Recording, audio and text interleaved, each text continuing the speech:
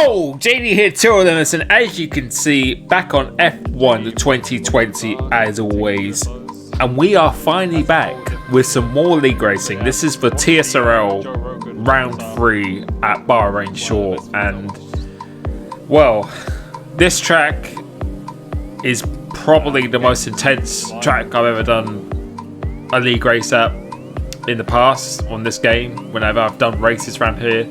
Not only due to the short nature of the layout, but just combined with the DRS zones, the ability to overtake, because everyone pretty much runs the same wings.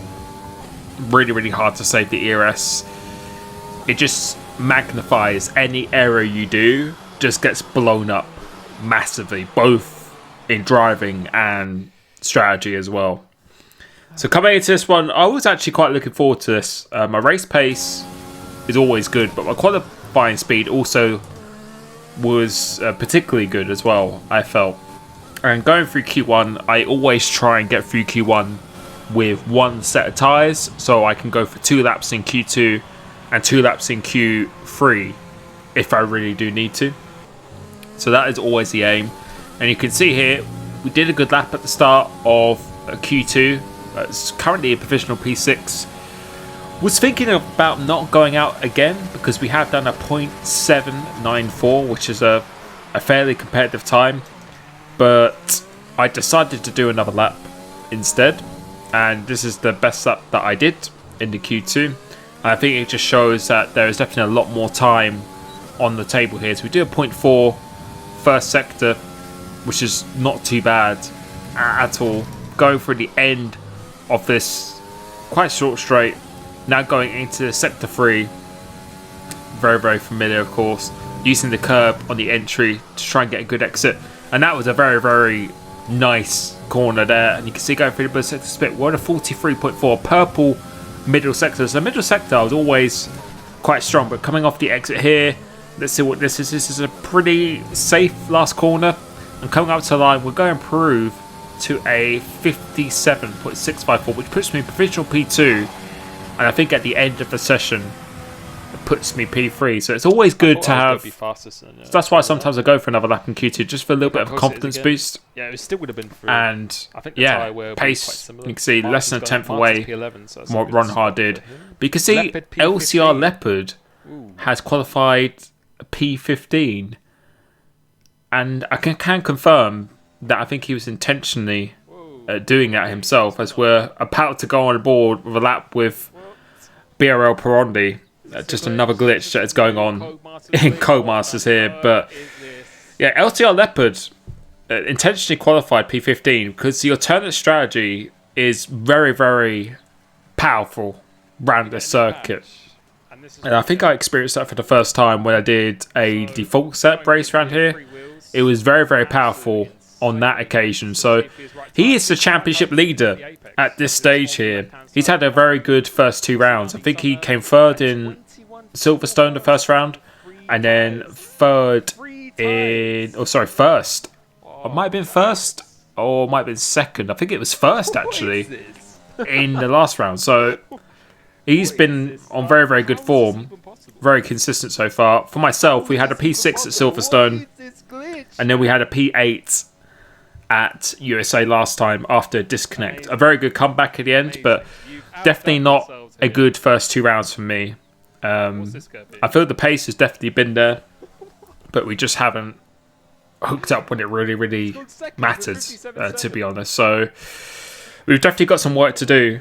And coming into this round, I was very eager to do that, but we didn't really think of the alternate strategy. Despite how powerful it was, I wasn't really thinking about it because I just really wanted that track position, and hopefully in the first stint we'd be able to pull enough of a gap. So this is my first lap I did in the Q3. You can see we've done a 57.765, and then we're going to improve it again because you could do 2 fun laps in a row around this track actually. In fact, the tyres don't really go off. We've done a 57.645, which puts us in P3, so not too bad at this stage here. You can see we've just gone down to P4 now. Someone has improved. So this is our final attempt. And I think this is actually my fastest lap that I did in the end here. So coming through into turn 1, braking just after the curb starts. Try to do a relatively late apex first gear, double shift into third gear just to minimise the wheel spin, maximise the traction. Go out wide and turn in second gear with a little extra rotation, although engine braking isn't quite a thing in this game. And the first sector is a 0.414, so it's not too bad. Would have ideally been aiming for a 0.3 on a very good one, but you can see here we are over half a tenth up so far, so lap is looking fairly decent. Doing this nice wide supercorn, turning in a little bit too early there. You can see we've actually lost some time through that small sector, but it still says we're going purple. Not quite sure how true that actually is, but going through the last corner, we get a pretty bad exit there. A really, really poor exit, and we are actually going to improve on our time. So we do go for another lap again because we still have time, and we're just going to skip forward a little bit. You can see we're going green at the moment. You can see here we're about 400ths down on our time. So going through into here, we absolutely send it.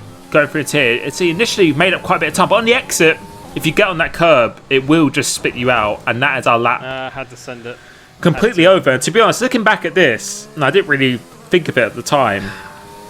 Now, this sector, that sector, and the last sector weren't very good. My last corner was very, very poor. I think there was another easy 10th in there, and that would have put us, I think, in the top 3. You can see the last sector, a 0.223, is not ideal by any stretch of means, but we still managed to qualify P5, so it's not too bad. Definitely it's been our best qualifying of the season. Silverstone, I thought, was going to be, until we went from provisional pole to last because we invalidated the last lap. So this is a race where I really want to try and make up as many points as I can. So as the lights go out now, we try to get a reasonably good start. Smasher gets a poor start. We get quite a good launch. Perondi gets a good launch, even better launch than us. So we're going to go down the inside, going into turn 1, just trying to avoid contact at this point in the race. Smasher is still on my outside, so we're going to try and fight this as much as we can because overtaking is very, very difficult around here. Smasher holds it around the outside.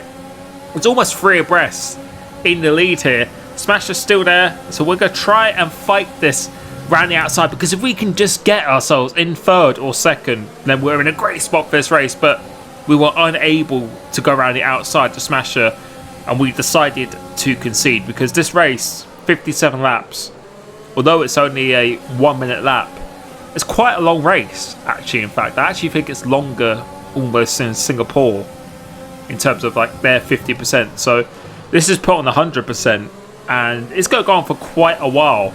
But the thing you'll soon find, that track position is just really, really key around here. Unless you're in 2nd place, then it's going to be very, very hard to overtake people.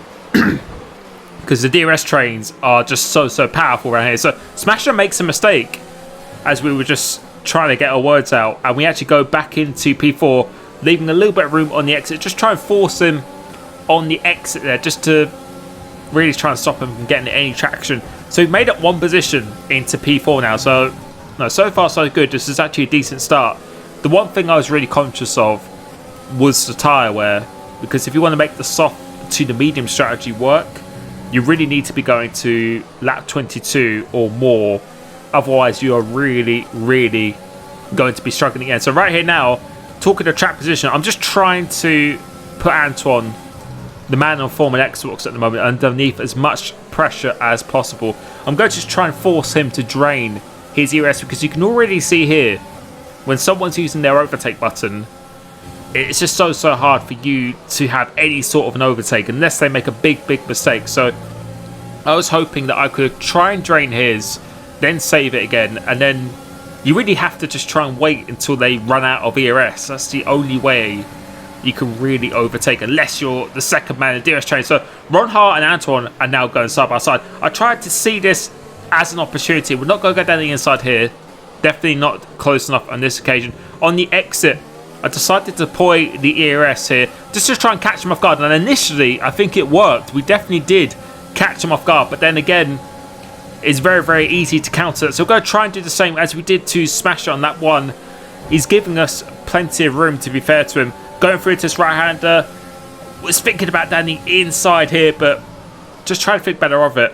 And I was just hoping with that attack that he has actually used quite a bit of his ERS, because I'm actually running fairly low already. So I'm just trying to do it in bursts until he runs out of ERS, and once I see that light flashing, then I will try and deploy the full attack here. So going down this main straight again, let's see what happens here. LCR Leopard sets the fastest lap of the race on lap 5. You can see the red light was flashing going down to but Ronhard actually goes up wide. Anton slips down the inside, so I wish Anton did that. That would have been nice to get a free position like that.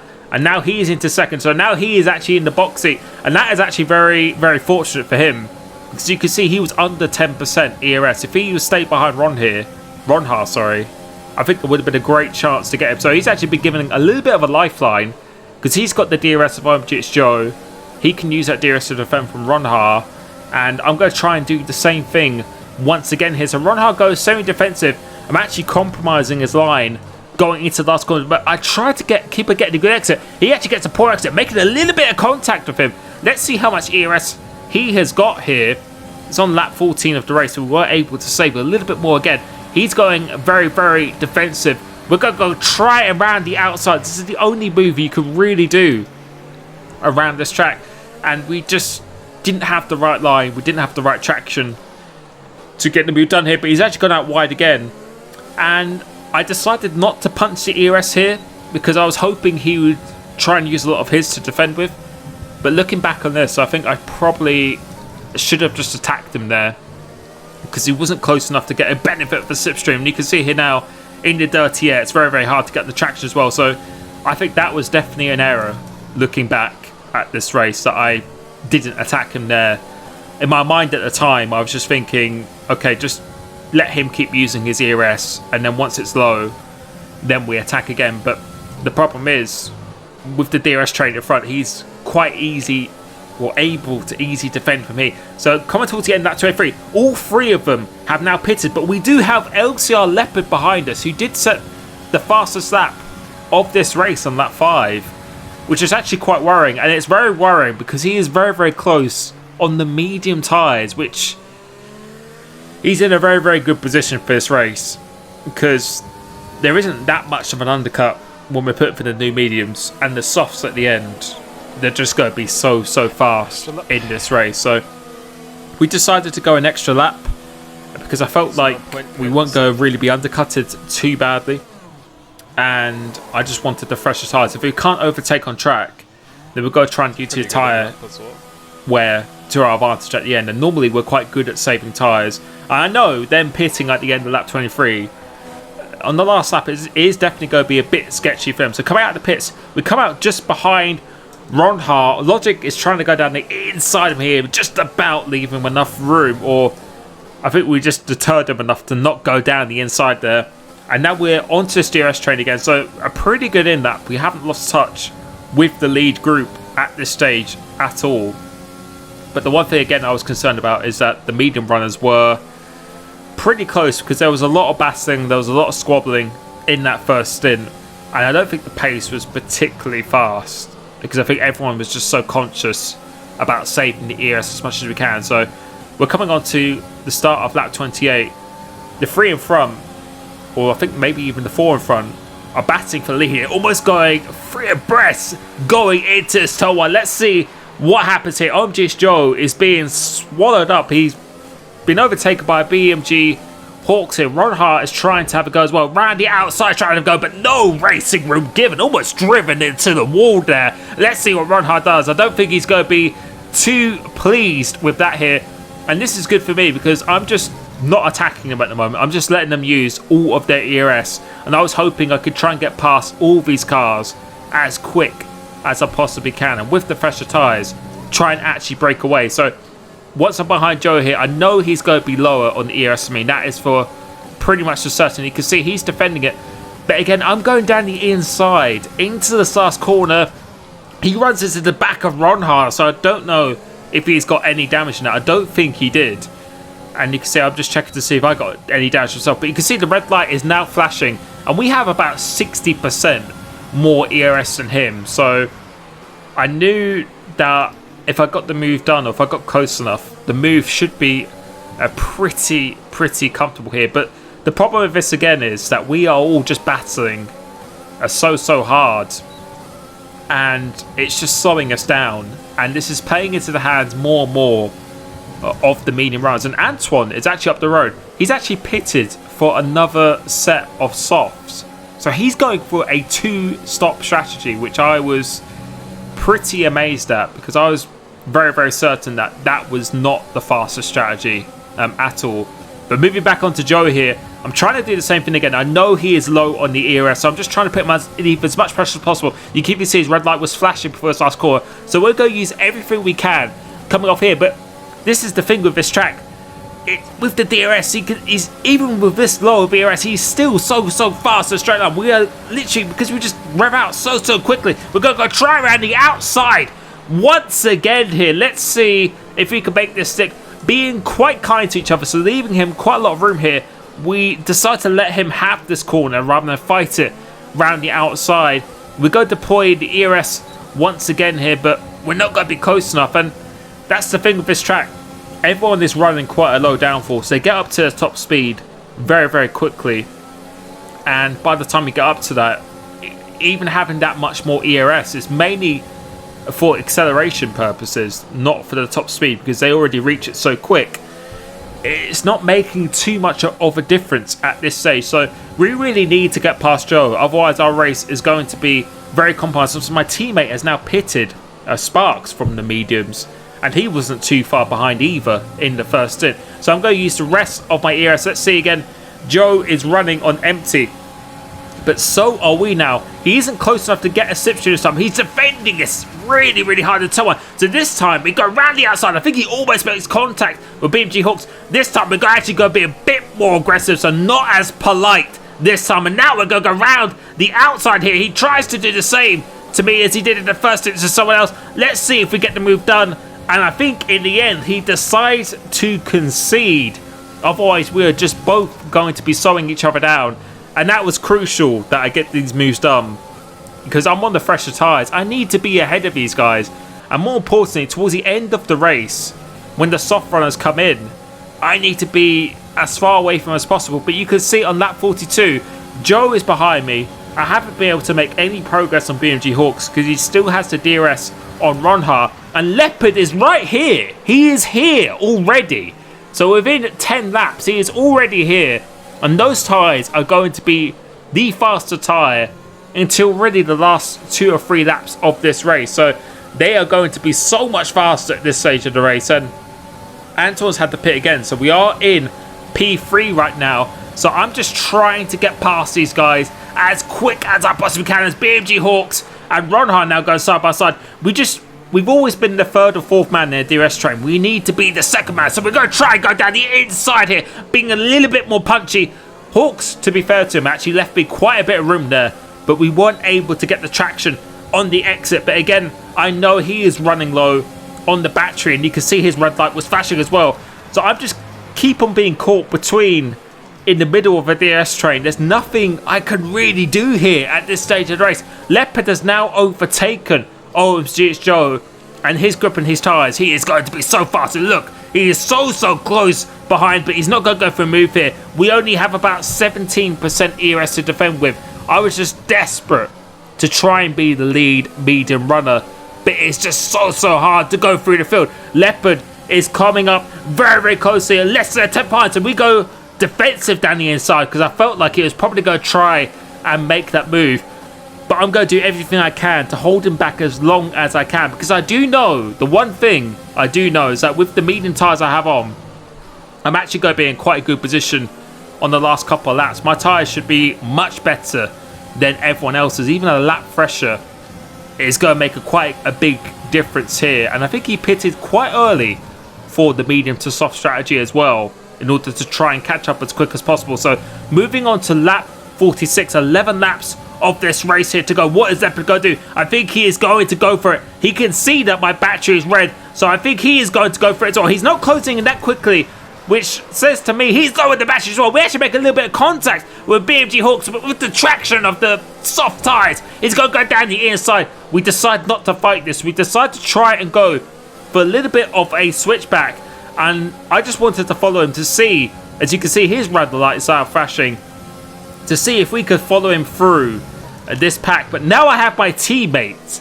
and you're about to hear a little bit of frustration as he is very, very close, very similar to what Leopard was. So going into his corner, we go a little bit defensive, but then he just goes steaming down the inside, pushed out wide onto the gravel. That has cost us a lot of time here. And now OMG's Joe is now going to be attacking me with Tiro Martin on the soft tyres as well. And everyone is running a low ERS here, so there's not much we can do.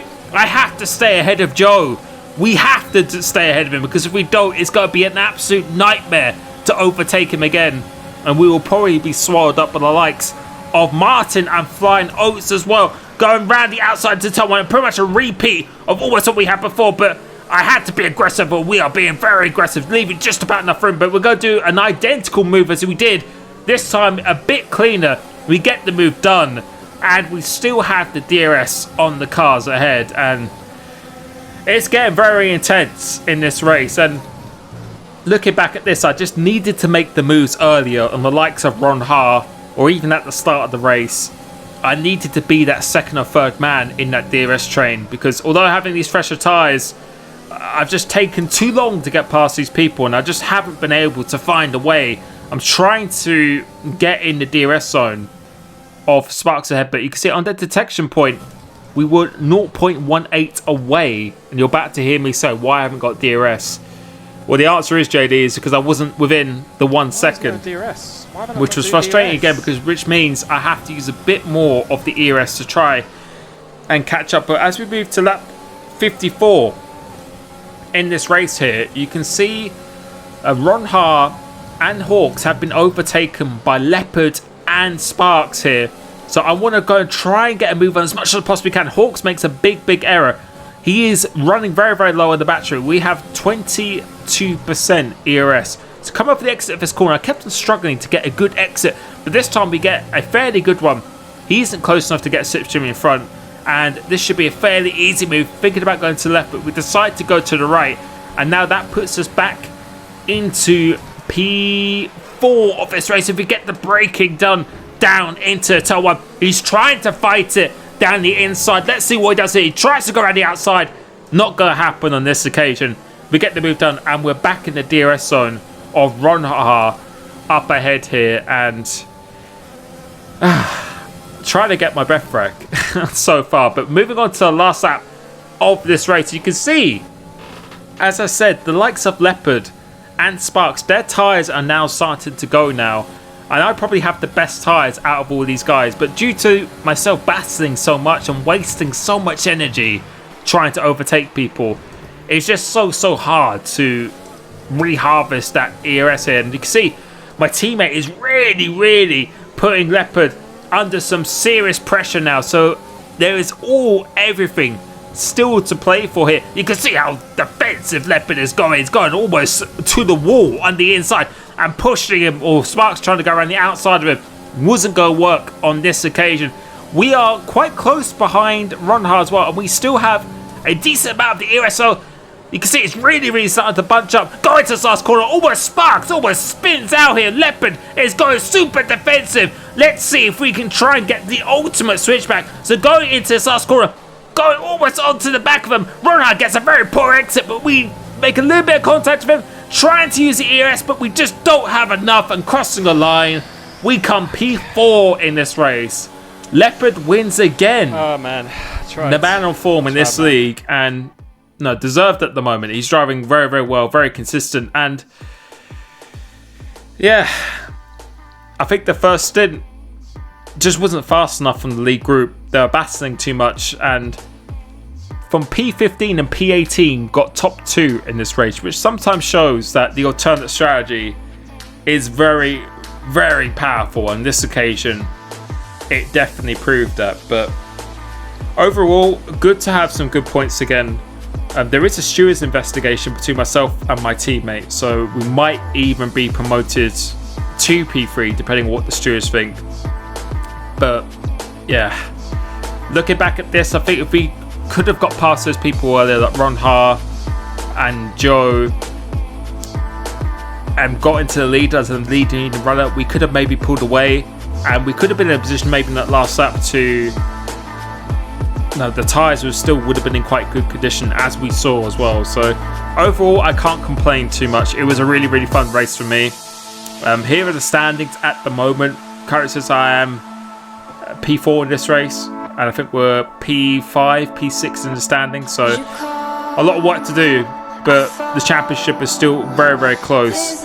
We arrive at Monza next Friday. It's a break week, hence why we have this video.